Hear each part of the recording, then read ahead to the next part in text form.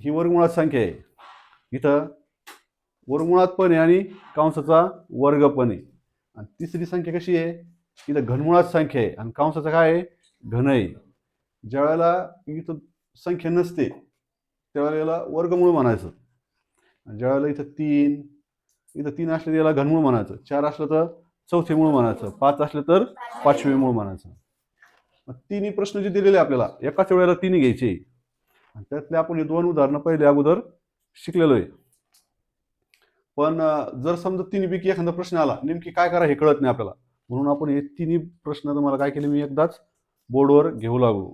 मग त्या तिन्ही प्रश्नाचा तुम्हाला जो गोंधळ होणार आहे याच्यानंतर तो होणार नाही. समजलं का? हे तिन्ही प्रश्न एकाच वेळेला बोर्डला घेण्याचे कारण काय स्वप्नील कळलं का? परत एकदा सांगतो तुम्हाला, ही संख्या कशात आहे? नुसती वर्गमुळात आहे. ही संख्या वर्गमुळात आहे, कंसाचा वर्ग आहे. ही संख्या घनमुळात आहे आणि कंसाचा घन आहे. बरोबर? याच्यानंतर चुकणार का तुम्ही आता? नाही. ठीक आहे.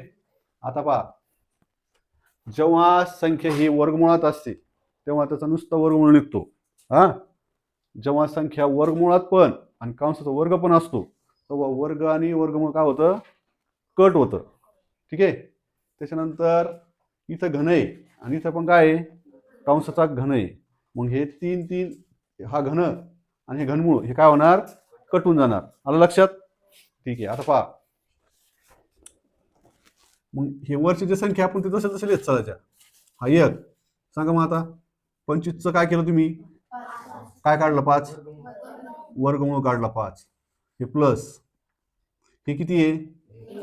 100चं वर्गमूळ 10. ठीक आहे. 1चा 20. त्याच्यानंतर 25. सोपं आहे ना? एवढं तर कळलं असतं ना तुम्हाला ते. आता ह्या सर्व जे खालच्या छेदस्थानी आलेल्या संख्या आहे त्यांचा काय काढायचं आपल्याला? लसावी. किती आला तुमचा लसावी? किती आला मग? हा, किती मोठा लसावी काढला तुम्ही? तुम्हाला मी कालच सांगितलं होतं ना, अगोदर गुणाकार करण्याऐवजी अगोदर सगळ्यात मोठी संख्या पाहिजे. जातो ना? आज थोडी आहे. मग 25चे 75 करा, 100 करा, का 25चा पाडा 50 पर्यंत स्टॉप थोडी होतो. हा, 25चा पाडा कुठं लोक आहे? 250 पर्यंत आहे, 250 पर्यंत आहे. का 25चा पाडा 50 ला थोडी थांबतो? तुम्ही किती गुणाकार करीत बसले मोठा? तुम्हाला पहिले काय सांगितलेलं आहे? ह्या संख्यापैकी जी संख्या मोठी असेल तिची दुप्पट करा, एकदा तिप्पट करा, चौपट करा, मग कोणीतरी त्याच्या पाड्यात येणारच. पाहत आहे. सांगा बरं मग लसावी तरी पण अजून आता 100. तू किती घेतला होता? असे तुम्ही मग त्याच्यामुळे तुम्हाला किती वेळ लागला त्या परीक्षा प्रश्नाला? 100 ही काय तिची लसावी. कळलं का 100 कशी आहे? पहा, आता सगळ्याच्या पाड्यात 100 येते. पहा, 10 20 जाई, 25 चोक 20 5 नाही होत का? मग मी 10 पासून सुरुवात केली. 5चा पाडा नव्हता म्हणून आपण त्याला नंतर घेणार होतो. 20 5 100. कळलं का? काहीच गरज नव्हती तुम्हाला इतकं लांब जायची. मग सांगा आता. आणि ज्याला लसावी आल्यानंतर इथल्या संख्या घेता येत नाही, ती सोपी आयडिया सांगितली होती त्या दिवशी तुम्हाला. कशी सांगितली सांगा बरं? इथल्या संख्या घेता येत नाही तुम्हाला लवकर. वर्षा काय केलं होतं आपण त्या दिवशी? मग भाग दिला होता. काय दिला होता? प्रत्येक वेळेला गुणाकाराचा असा आणावा असं काही नसतं. आता सांगा, 5नी 100ला भागा. 5नी अगोदर कोणाला भागायचं? 10ला. 5 दोन्ही 10. कळलं का? डायरेक्ट 20 लिहिले पाहिजे. सांगा आता परत एकदा. 5 दोन्ही 10 किती आहे? 5 शून्य. आलं लक्षात? आता 10 आणि 100ला भागा म्हणजे 10 आल्या. कळलं की? हे किती आहे? 20नी 100ला भागा 20 5. आता 25 कोणाला भागायचं? 25 चोक. किती सोपं आहे की नाही? का तुम्ही प्रत्येक वेळेला गुणीत बसता? थोडंफार आपण वेगळी स्टेप तयार करायची. म्हणा ना, मी सांगितलं ती स्टेप लगे अशा रट्टा नाही मारा तिला. आपल्या डोक्यानं सुद्धा वेगळी स्टेप जर तयार होत असत आणि त्याचं उत्तर जर येत असेल बरोबर तर करायला काय हरकत नाही. लक्षात बसलं? आता करा बेरीज यांची. 20 आणि 10 30 आणि 5 35 आणि 4 39 भागिले 100. कोणा झालं हे? कोणाचंच येणार नाही तुमचं उत्तर. तुम्ही सरळ सरळ यांचं काय करीत बसले, गुणाकार करीत बसले. बघा केवढं उत्तर द्यायचं. तुमचं आलं हजारात उत्तर आणि हे आलं, त्याला जर भागिलं तर उत्तर तेच येणार. किती आलं तुमचं उत्तर दे?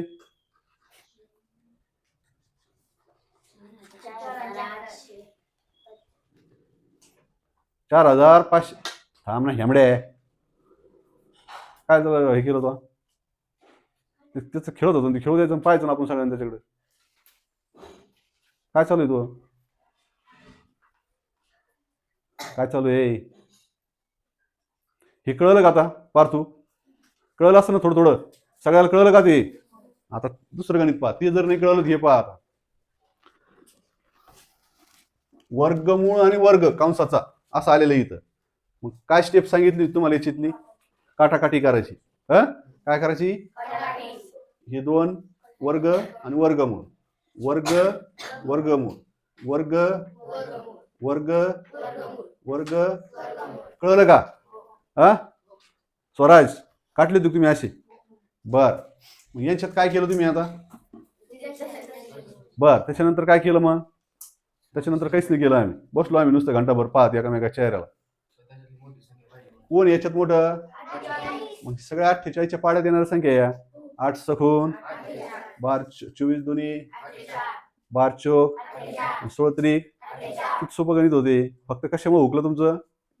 मायनस मुळे. जशी बेरीज केली तशी मायनस मायनस आल्यावर काय करत असतो आपण? मायनस मायनस आल्यावर वजाबाकी करतो आपण. बेरीज कर. मग किती वेळेस प्रॅक्टिस झालेली आपली?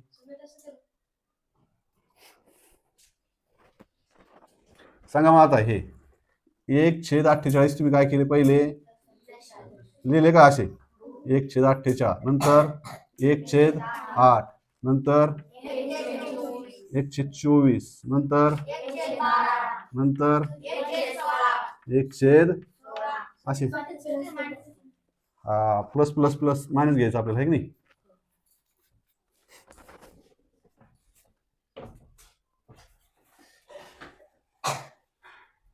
हे तर कळलं असतं ना, हे बरेच जण आलं असतं नाही सगळ्यालाच. लसावी काय आलं तुमचा याचा? कोणाचा 48 आला बरं, एवढं सांगा मला. 48 लसावी कोणाचा आला? वर हात करा बरं एकदा. फक्त दोघा तिघाचा, 4 जणांचा 48 लसावी येतो हे तर माहित असं ना तुम्हाला, मग काऊन नाही काढा तुम्ही? हो, बाकीचे मग सांगा आता. 48 लिहिले मी आता. आता काय स्टेप सांगितलेली याच्यानंतर? वरच्या संख्या कशा लिहायच्या? या खालच्या ज्या संख्या आहे ना एल ला भागाचा. खालच्या छेदस्थानच्या ज्या संख्या आहे या छेदस्थानच्या संख्येनं कोणाला भागायचं? 48 ला. भागा मग. 48 एक कळाला की एक कसा आला यो अनिरुद्ध. आता हे किती आहे? 8 नि कोणाला भागायचं अनिरुद्ध? भाग मग. 8 सखून 48 किती लिहू इथं पोराव? 6. चिन्ह नंतर लिहू आपण. सांगा आता 24 नि कोणाला भागायचं? 24 दोन्ही काय अडचण याच्यात? 12 नि कोणाला भागायचं? 12 चोक. आता कोणी कोणाला भागायचं? 16 त्रिक. कळलं की? काय अडचण याच्यात? आता चिन्ह काय इथं? इथं वजा दिलं आपण. इथं चिन्ह काय आहे? इथं चिन्ह काय आहे? इथं चिन्ह काय आहे? वजा. आता स्टेप शिकलेले नाही आपण वजा वजाच्या. किती वेळेस शिकलेलो आहे आपण? तुम्ही डोक्यात वापरच करीत नाही बा. सांगा मग आता. पहिलं हे 1 ला प्लस आहे. काय आहे? 1 ला बाजूला ठेवून देऊ आपण सध्या पुरतं. 1 ला हातच लावायचा नाही. याला मायनस आहे, याला मायनस आहे, याला मायनस आहे, याला मायनस आहे. अशी मायनस मायनस आलेला काय करत असतो आपण? बेरीज. 1 ला काही नाही करू लागलो मी. 1 ला जशाला तसं ठेवू लागलो. समजू राहिलं घे. 1 ला का बरं बाजूला ठेवलं? प्लस येते. सांगा मग आता. 6 आणि 2 8 आणि 4 12 आणि 3 15 लिहिले मी. कुठून आले 15? कळले का? आता चिन्ह काय द्यायची? वजा बाकीचं आहे की नाही? वजा वाजाची बेरीज करतो आपण. काय गाणं होतं ते?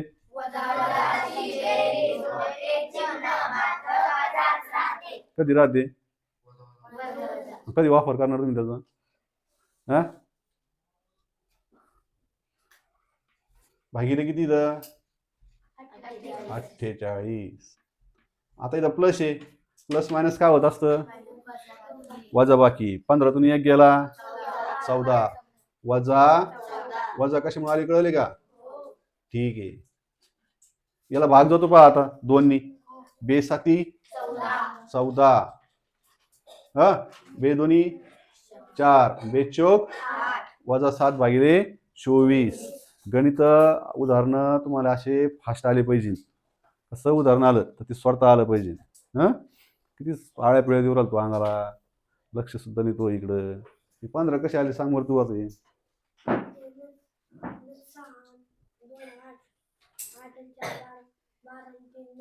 बर अरे धल्ले अर्जंट बरं काम काहीतरी. इतकं अर्जंट नाही पाहिजे माणूस. चला पहा ते वर्ग आणि वर्गमूळ काटले. हे कशामुळे कटले होते? इथं किती आहे 2 म्हणजे झालं हे वर्गमूळ. हे किती आहे आता 3 म्हणजे हे चिन्ह काय झालं घनमुळाचं. म्हणजे हे घन आणि घनमुळ काय झालं मग कटलं. लक्षात बसन काही कटलं का? असं अशा प्रकारे आपण चिन्ह काय केलेले हे काटून टाकले. दिसतं का? मग आता सांगा बरं खालची स्टेप काय राहील आपली? 1/6 बोला हा बरोबर हा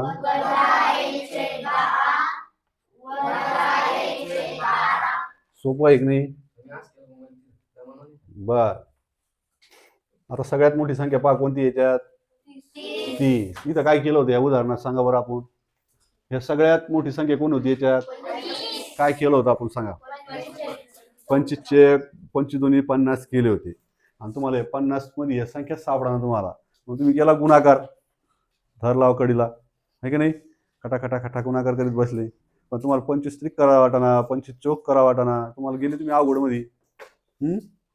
तसं हे उदाहरण आहे. आता एवढ्या संख्या दिसू लागल्या करताना काय एवढा गुणाकार नाही. काहीतरी असणार त्याच्यामध्ये कुठं त्यांची भेट होणार. हा 30चे काय करायचे एखाद्या वेळेस तिप्पट करून पहा, एखाद्या वेळेस चौपट करून पहा आहे की नाही? पार्थू जातो मग करायचे 30चे दुप्पट किती आहे 60. आता 60च्या पाठी देते पहा. सैन दही 20 त्रिक 15 चौक दही सख 12 पंचे. आणि असे परीक्षेला हेच अशाच प्रकारचे प्रश्न येणार तुम्हाला. फक्त गणित तुम्हाला दिसणार खूप मोठं पण ते सोडायला कसं राहतं सोपं राहतं. मग आता सांगा बरं. आता ह्या उदाहरणामध्ये वजा वजा सगळे होते. याच्यात अधिक आणि वजा मिसळ आलेले आता चिन्ह बरोबर. मग कसं सोडताना त्याला सांगा बरं. 60 लिहू का लसावी? लसावी 60 कशी आली कळली का? मग आता काय करू सांगा. ह्याच्या दस्तांच्या संख्येना 60 ला भागायचं. सैन दही काय अडचण चिन्ह कोणतं येईल आलं का?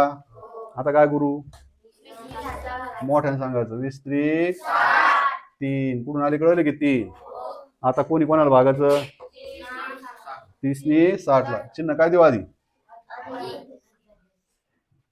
30 दोन्ही 60. आता काय करायचं थांब आधी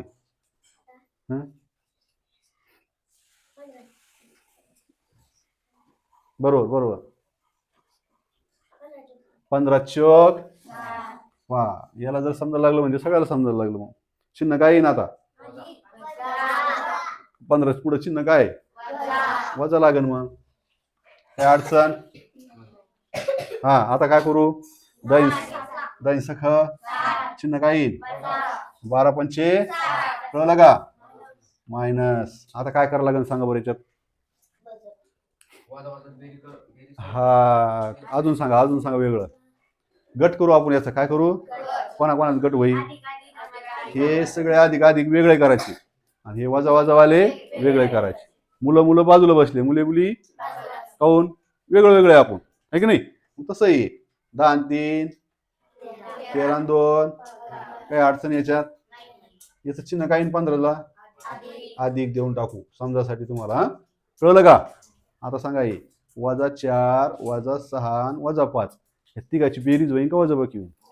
बेरीज. कशामुळं वजा. मग सांगा आता 6 आणि 4 10 आणि 5 15 वजा 15 भागिले किती 60. कळलं का? आधी वजा काय होत असतं 15तून 15 गेल्यावर 0 भागिले किती 60. लक्षात घ्या मी काय सांगतो.